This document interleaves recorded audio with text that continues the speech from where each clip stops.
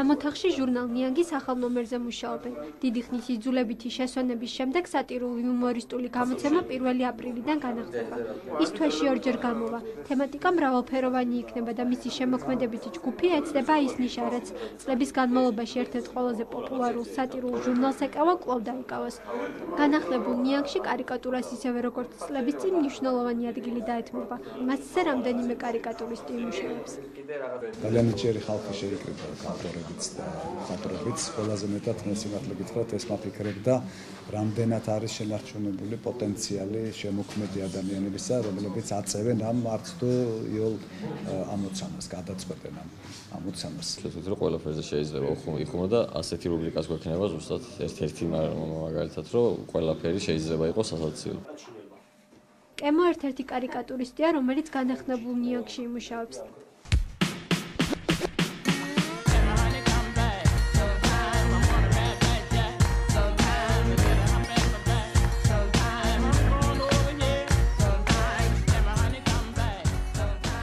რა რეაქცია ექნებოდა სალვადორ დალის ქართველი კარიკატურისტის ნამუშევარი, რომ ენახა ძნელი სათქმელია.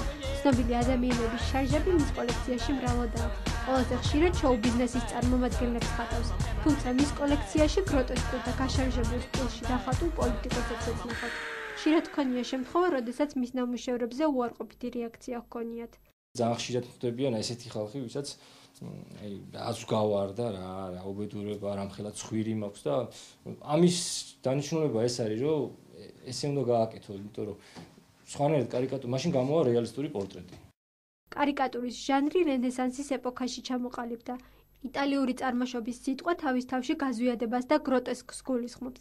პირველი კარიკატურისტების ნამუშევრები პრიმიტიული იყო, დიდი თავი, პატარა ტანზე. მიუხედავად ამისა, ამ ჟანრმა პოპულარობა მალე მოიპოვა. მხატვარ კარიკატურისტები არა მხოლოდ ახალისებენ საზოგადოებას, არამედ აყალიბებენ საზოგადოებრივ აზრს. ერთმა რა ქნა, ეს დახხრიცა, დაყარა და აღშფოთებული სახე ხოდა გაიქცა. რა უნდა იქნა?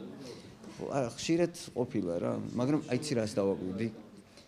დავუშვათ სამ ადამიანს ერთად დახატავს სიტყვაზე ვთქვათ და თავისი თავი არ მოწონთ. აი, საერთოდ არ ამგავს სიძახია და შენ როგორ აგავს? აუ რა მაგარია. უი შენც რა მაგარი ხარ, მაგრამ მე საერთოდ არ გავს. მეორე უნება რას ლაპარაკობ? შენ ხარ ერთი ერთში. აი მე არ ამგავს. თავისი თავი არ მოწონთ ხოლმე როგორც წესი.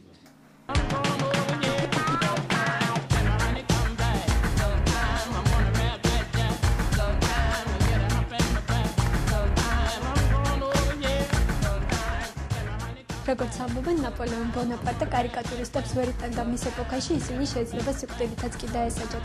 თუმცა თქვენ მისგან განსხვავებით თუ იუმორის გრძნობა არ გხალატობთ, საკუთარ თავზე გაცნობა ხანდახან სასარგებლოც კია.